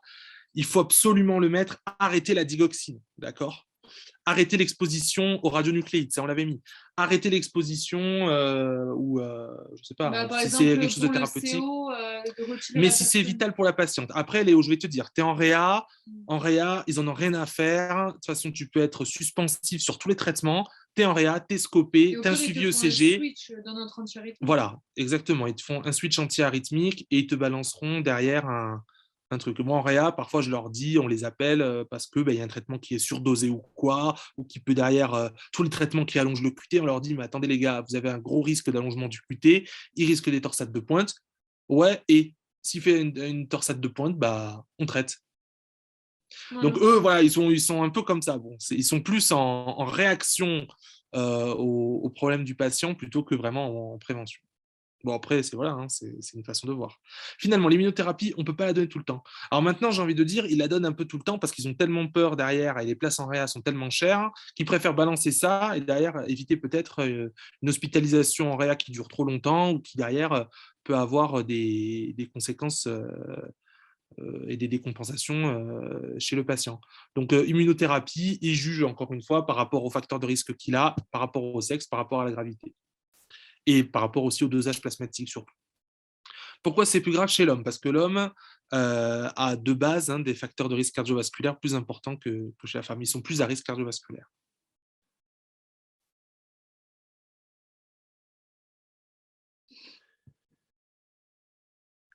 Alors, juste, j'ai vu une question, comment vous révisiez la tox? Avec le DEBOC. Avec le DEBOC, après c'est Soit, vraiment... si tu sais déjà tout le DEBOC, c'est c'est clair, déjà bien. c'est clair. Après,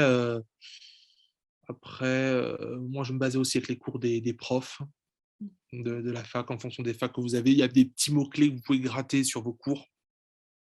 Moi, je sais que là, à Montpellier, quand même, les cours de tox sont assez bien faits. Donc, on essaie de gratter des mots-clés que les profs pouvaient dire. Et je pense que c'est pareil pour vous. Vous avez des profs de tox qui souvent rédigent des cas et tout ça. Essayez de voir si rapido, même si les cours sont pas top, s'il n'y a pas un petit mot-clé sympa. Par exemple, moi, le mot-clé que j'avais dans ce cours-là qui était fait, c'est hétérosite cardiotoxique. Je trouvais que ça claquait bien, que c'était clair et qu'on comprenait bien. Après, de toute façon, vraiment, la tox, s'il y a une matière dans les cas où il faut vraiment être structuré, c'est la tox. Ouais. Parce qu'en soi... tous les dossiers, mais principalement la tox. Principalement la tox, c'est vraiment les propriétés, le mécanisme d'action toxique, avec la toxicocinétique, la DME, qui est souvent quand même assez importante et qui explique souvent les signes cliniques. La symptomatologie, et en fait, la prise en charge, elle découle de la symptomatologie. Limite, vous n'avez même pas à prendre la prise en charge. Si vous connaissez bien votre symptomatologie, au final, la prise en charge, elle va découler toute seule.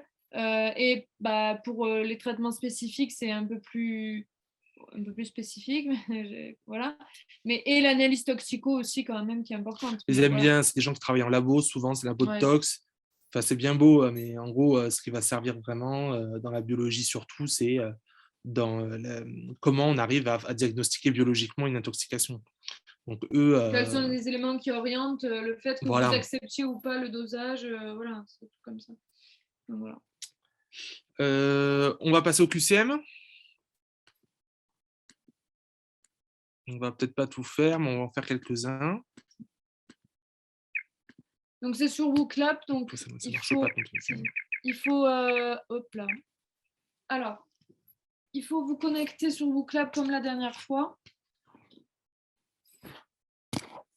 Et en fait, je vais déclencher les QCM au moment où tout le monde sera connecté. Donc là, vous êtes 41, donc je pense que on va voir. Alors.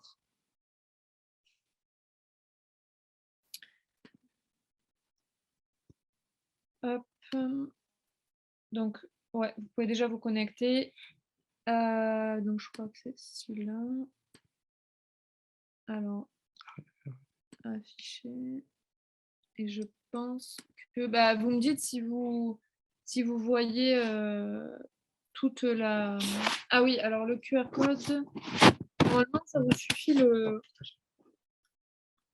Ah oui, oui, je vais pas... on va partager l'écran.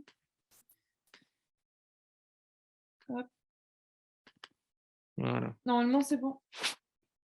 Et au pire, vous marquez XFLR2Z et vous l'aurez, mais sinon, le QR code, c'est plus simple.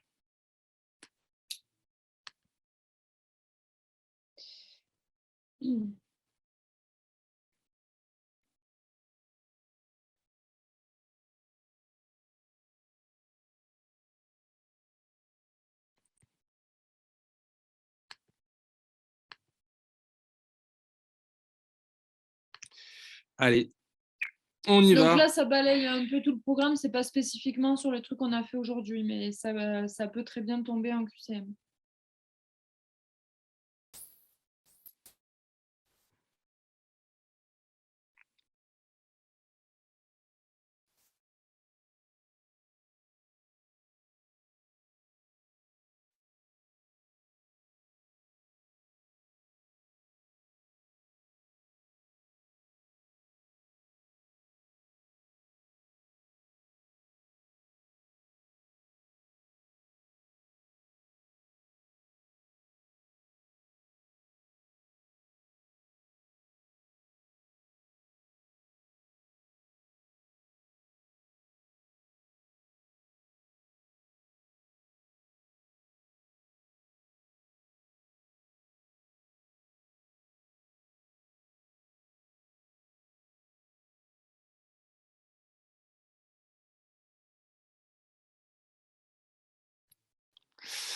Alors, on va regarder un petit peu ce que vous avez répondu. Allez, on va regarder un petit peu. Alors, la substance psychoactive, c'est le delta 9 THC, ok. Le cannabis, c'est une substance très hydrophile qui lui confère une facilité de passage de BHE. Ben non, le BHE, c'est une barrière bicouche lipidique, c'est pas très hydrophile, c'est très lipophile. Est-ce que le cannabis, c'est quelque chose de rapidement éliminé par l'organisme, d'après vous? Donc, comme c'est lipophile, ça part vraiment dans tout ce qui est gras, hein, donc le tissu adipeux, tout ça, ça reste très peu dans la concentration, dans tout ce qui est circulation sanguine, du coup élimination urinaire, pulmonaire, bref, toutes les éliminations vont être ralenties, du coup on va avoir du THC qui va rester très très longtemps. Voilà, ensuite on va avoir le mécanisme d'action toxique comprend les lésions de la substance active au récepteur cannabinoïde. Ça c'est vrai, mais c'est CB1 et CB2. Ah, et pas 3, bon, ok. C'est des cas, mais en vrai, oui. Et les récepteurs CB1 sont centraux et périphériques, tandis que CB2 sont uniquement périphériques. Je crois que c'est vrai, ça, ouais, c'est ça. Bon, après, franchement, la 4 était un peu tirée par les cheveux. Bon. On a bien eu des trucs de... Ah non! Alors, concernant la cardiotoxicité des anthracyclines, donc, on va vous laisser un peu de temps pour répondre.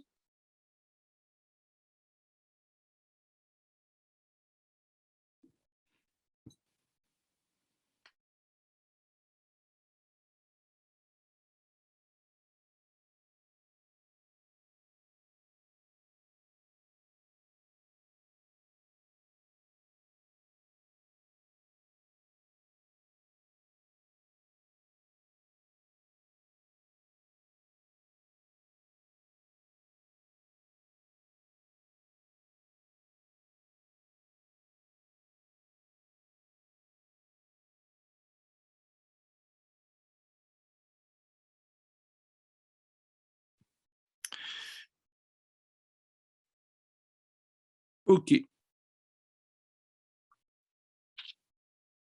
Alors, on va voir un peu les réponses que vous avez mises. Vous avez quasiment tous répondu.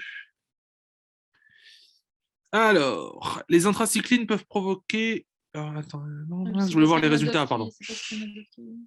Les anthracyclines peuvent provoquer une insuffisance cardiaque congestive, de même que la consommation d'alcool chronique. Alors, l'éthylisme chronique, ce n'est pas une insuffisance cardiaque congestive, mais dilatée, contrairement aux anthracyclines, par le mécanisme que vous connaissez, notamment un mécanisme qui va former des complexes semi-quinoniques. Alors, avec du Fe2+, ou avec du Fe3+.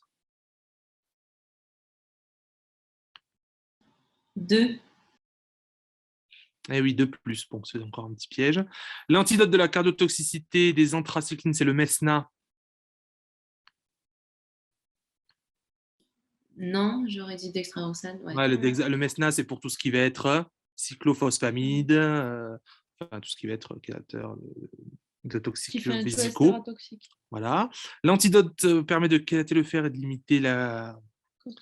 C'est le mécanisme d'action de la dexrazoxane. Et les anthracyclines sont des agents intercalants, bien sûr. Oui, le PowerPoint, bah, je vais l'envoyer si vous voulez en plus de la correction.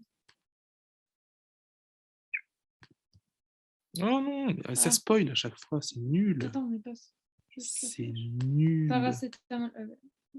En fait, il fallait réinitialiser le la plate à pas réinitialiser. Bon, c'est pas grave. Bon, le paracétamol, on passe, je pense, hein, c'est bon. Les tricycliques, on vous écoute.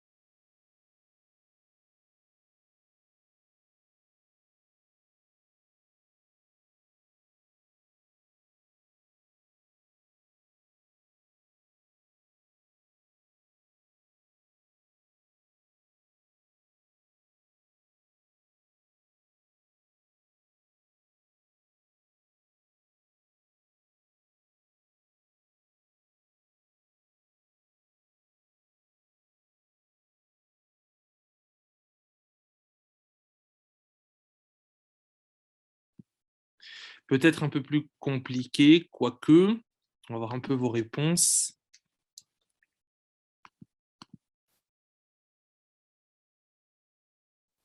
Alors, il s'agissait bien des réponses fausses. Donc, on va regarder. Les manifestations cliniques débutent par des atteintes neuro, bah oui. Donc, non, il ne fallait pas la cocher. Les signes anticholinergiques, bien sûr, dus aux effets anticholinergiques des tricycliques orientent le diagnostic, bien évidemment, donc il ne fallait pas la cocher. Les signes anticholinergiques sont tachycardie sinusale, bien sûr, pas que, hein, enfin, signe plus constant, oui. Si, constant. La tachycardie sinusale ne met pas en jeu le pronostic vital. La tachycardie sinusale, c'est une tachycardie simple, hein, comme quand vous faites du sport, bien évidemment, ça ne met pas nécessairement en jeu votre pronostic vital. Contrairement à la fibrillation ventriculaire de la digoxine. Voilà, fibrillation ventriculaire, vous savez, auriculaire, c'est les FA classiques, il y a un risque de TVP, d'EP, en tout cas d'événements thromboembolinogènes. Et fibrillation ventriculaire, c'est vos ventricules qui ne se contractent plus, c'est l'arrêt cardiaque finalement. Hein. Donc là, comment on appelle ça, pronostic vital engagé. Et les tricycliques peuvent entraîner une cytolyse hépatique, bah absolument pas, enfin pas à ma connaissance, du coup, ça c'était la dernière. Le DTA,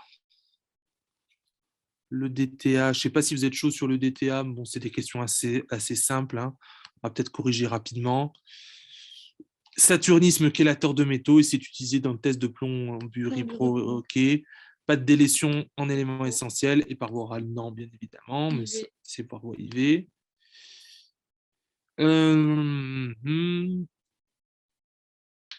Ça, peut-être un petit coup sur le méthanol, pourquoi pas. Ouais, on mettra la correction. Ouais.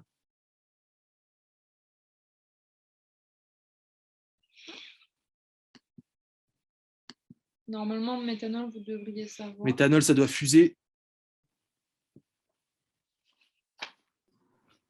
Je ne sais pas si vous avez vu, il y a Samir qui vous a demandé pourquoi. Enfin, regardez le chat, du coup, ça va plus vite.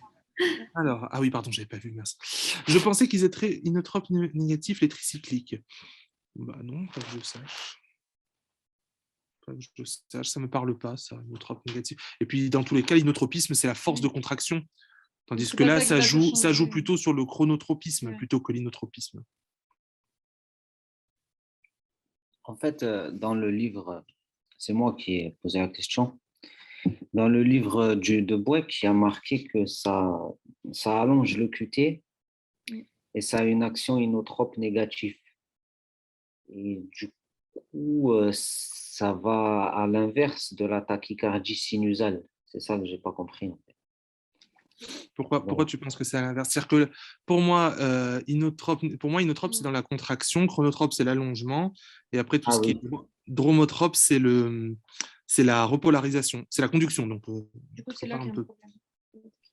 Oui, effectivement, ils parlent de tachycardie sinusale dans le livre aussi. Et la tachycardie, c'est aussi l'effet anticholinergique. plus que l'effet Parce que du coup, ouais, il y a vraiment une inhibition de tous les récepteurs et notamment alpha, H1, enfin tous quoi en fait. C'est bizarre. Hein. C'est bizarre parce que enfin, ça me paraissait bizarre parce qu'il y avait un allongement du QT, donc un allongement, une diminution de la vitesse de conduction et du coup, ça. Ah oui, Ouais, tu veux dire le fait que ça ralentisse la repolarisation, t'as moins de QRS qui se font, donc t'as moins de tachycardie, quoi. ouais, voilà, ouais, c'est ça. Mais Ouais, bon, ouais, voilà.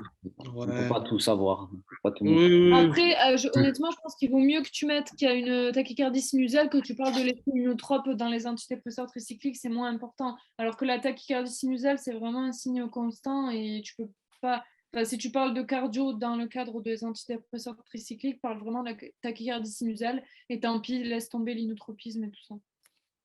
D'accord, merci. Donc, du coup, pour le méthanol, donc, lesquels sont vrais, sa demi-vie plasmatique est de 24 heures. Donc, vous avez mis faux, plutôt faux alors que c'était vrai. Ensuite, L'acide oxalique, c'est qui l'acide oxalique? c'est l'éthylène C'est glycol. l'éthylène glycol. Nerf oculaire, oui aussi.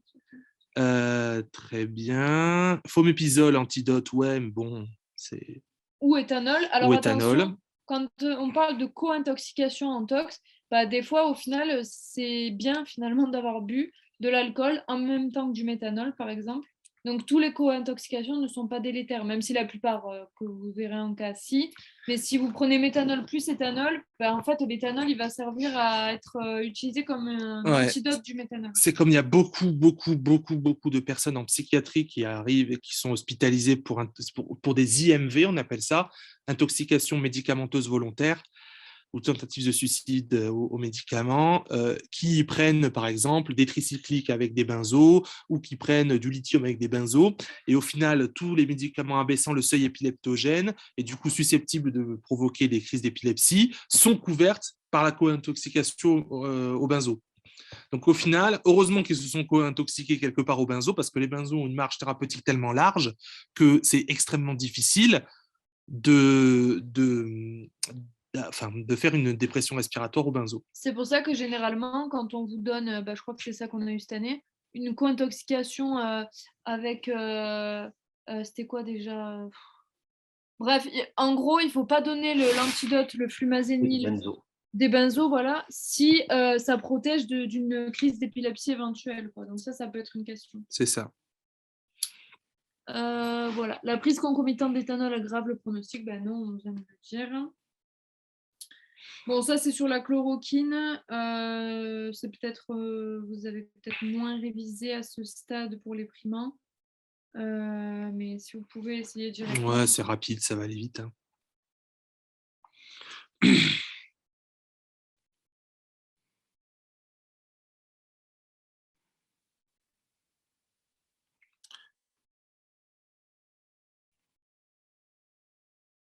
L'intoxication à la chloroquine, c'est quand même très particulier et très spécifique, notamment avec le dyschromatopsie, les problèmes oculaires bleu-vert et des troubles neurosensoriels qui vont être rapides, à peu près 1 heure. Et par contre, il y aura. Alors attention si vous avez des signes cardiaques, parce que là, par exemple, je suis en train de me rendre compte que par exemple, dans la chloroquine, les manifestations cardiovasculaires, elles apparaissent aussi à peu près à partir de 6 heures. Donc, vous pouvez les confondre avec ce qu'on a fait tout à l'heure. Donc, il faut vraiment faire attention. Avant de commencer à écrire, à rédiger le cas, le jour du concours, essayez quand même de bien capter qu'est-ce que ça pourrait, les différents toxiques que ça pourrait être. Il ne faut pas vous tromper sur tout le cas. Voilà, donc là, anxiété, signes neurosensoriels, céphalée, agitation, tout ça. Alors, troubles visuels, c'est ce que je vous disais. La dyschromatopsie, les anomalies ECG aussi. Bien sûr, les manifestations cardiovasculaires avec les arythmies ventriculaires et le collapsus cardiovasculaire qui est le... voilà, et en fait, c'est pour ça qu'il y a quand même un taux de mortalité qui est assez important. Est-ce qu'il y a d'autres questions? Ah, et qu'est-ce qui manque? On aurait pu aussi parler de tout ce qui est atteinte cochléo-vestibulaire, troubles auditifs, etc. D'ailleurs, hein. souvent, c'est présenté comme ça. C'est présenté comme ça. Et si jamais on vous met dyschromatopsie, signe cardiaque, Ouais. ce qui permet de faire vraiment la différence entre la digox et la chloroquine, c'est cette toxicité cochléo-vestibulaire qui permet vraiment de classer en chloroquine et d'éliminer la digoxine. D'ailleurs, on ne les a pas mis aussi, on le mettra dans la correction, mais de mettre le différentiel, je trouve que c'est toujours bien de mettre. Quand c'est de la digoxine, mettre le différentiel chloroquine et inversement, parce que bon, les symptômes sont quand même... En gros, ça touche le cœur, ça fait des dyschromatopsies, c'est à peu près pareil. Sauf que voilà, la finesse de votre analyse et la finesse de votre diagnostic fait que vous penchez soit pour la chloroquine, soit pour la digoxine. Et le dernier, du coup, bon, ça c'est généralité. C'est global, ça. Mais bon, ça vous pouvez l'avoir. Ça fait partie de l'item. Comment c'était? Il y a un item général en tox, Ouais. là, tout pété. Et voilà, il y a des trucs un peu comme ça, où il y a des questions qui sortent un peu du chapeau.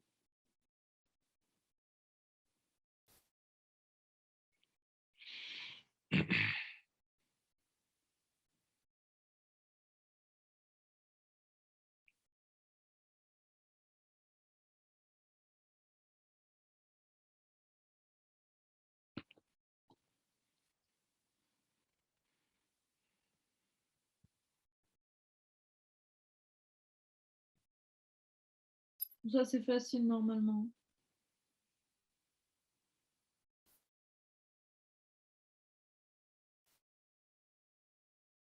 Alors, on va corriger. Donc, concernant la prise en charge des intoxications aiguës, le maintien de fonction vitale ne doit être assuré qu'après identification du toxique. Ben non, parce qu'au vu du temps des analyses, il y en a qui seraient déjà morts. Un lavage gastrique doit être réalisé systématiquement en cas d'ingestion du toxique. Ben non, ça dépend de quel toxique. Le charbon activé permet de limiter l'absorption du paracétamol. Oui. L'hémodialyse est une méthode d'épuration extra-rénale, oui. Et l'administration d'un antidote est systématique, non. Puisque il y en a il y a des toxiques qui n'ont pas d'antidote. Et comme je disais tout à l'heure, dans une co-intoxication avec les benzos, il faut d'abord se poser la question, est-ce que les benzos sont associés à une autre intoxication et protègent du risque épileptique, ou est-ce que c'est tout seul? Dans ce cas-là, oui, il faut donner le fumazine. Voilà pour le WCLAP. Donc, on va synthétiser. En fait, je ferai des screens des questions avec les réponses. Et hop là. Et on vous mettra la correction détaillée et je vais envoyer, de toute façon, vous aurez aussi le diaporama normalement. Voilà. Est-ce qu'il y a des questions? Sur la tox en général, nous on a choisi de traiter des cas soit un peu bateau, soit comme la radio. Je trouve que c'est souvent un peu oublié et c'est un peu dommage parce que c'est intéressant. Tout le côté un peu toxique industriel, le benzène, le chlore, tout ça là, c'est des trucs qui tombent pas de ton souvent là, les organophosphorés, tout ça. Moi j'ai une question s'il vous plaît. Oui. Concernant les radioéléments, là, parce qu'effectivement, comme tu l'as dit, moi, je n'ai jamais touché à ça. Mais là, votre cas, c'était sur le thallium.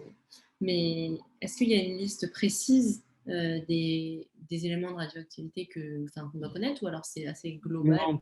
Le thallium, je l'ai mis en fait. Pourquoi j'ai mis thallium? Tout simplement parce que il y avait l'antidote bleu de Prusse. Oui. Voilà, c'était par rapport à ça. Mais après, non, après, tu es censé. Tu as une, je sais pas moi, une centrale qui explose tout ça. Tu vas mettre de l'iode pour saturer la thyroïde et éviter la destruction de la thyroïde par l'iode, parce que la thyroïde fixant l'iode ou les dérivés radioactifs de l'iode, derrière, forcément que ça peut être délétère. Après, voilà, je pense pas qu'on va vous taquiner sur les types de radioéléments. En revanche, je pense que c'est la question, sur les types de toxiques qui sont méthémoglobinisants, ça par contre, il faut un peu les savoir quand même. Oui, Oui, ça, oui, ok. Mais c'était juste les radioéléments, là, j'avoue que. Ok, bah en fait, radioélément, voilà, si on devait résumer, c'est toujours pareil. Phase initiale, je vomis, grosso modo, céphalée, machin, je suis pas bien. Phase de latence inversement proportionnelle à la dose reçue. Et derrière, la phase critique, avec en fonction de la dose reçue, il y a un tableau qui est très bien fait. Les symptômes, enfin, très bien fait. Très bien fait, oui et non, parce que c'est quand même, enfin, c'est pas 0, je ne me rappelle plus des normes, hein, mais 1 à 2 ou je sais plus, c'est de 1 à 3 ou de 1 à 2, c'est trouble leucopénie, puis après trouble hématopoïétique, puis après c'est cumulatif, hein, c'est quelque chose qui touche plusieurs.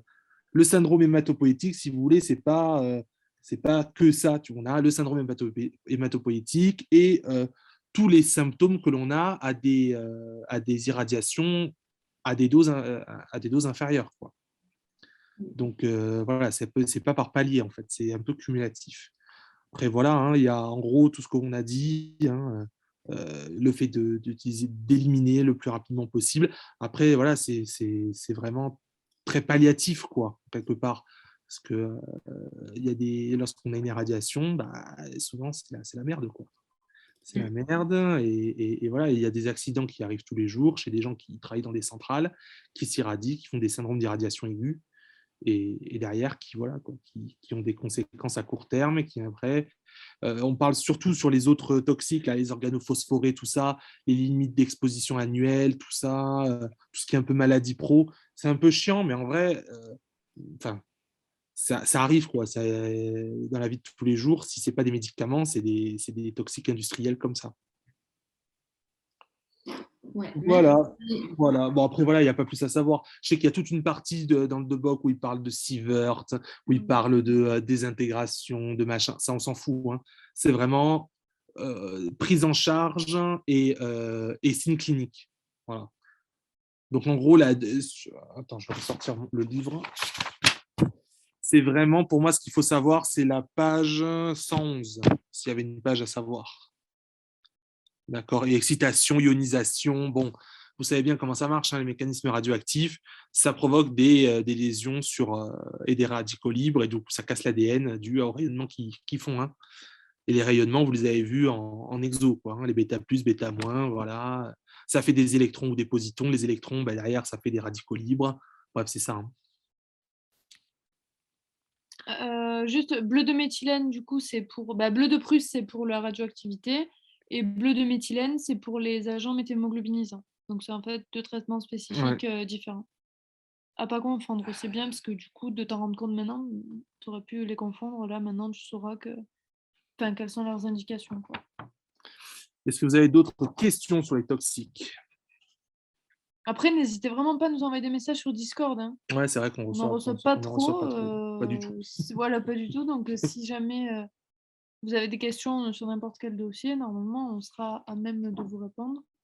Après, c'est même pas à t'en répondre, parce que des fois, on ne connaît pas tout, on ne sait pas tout, mais d'orienter, on sait orienter, et puis on travaille avec des gens qui peuvent eux répondre. Qui, eux, voilà, eux peuvent répondre.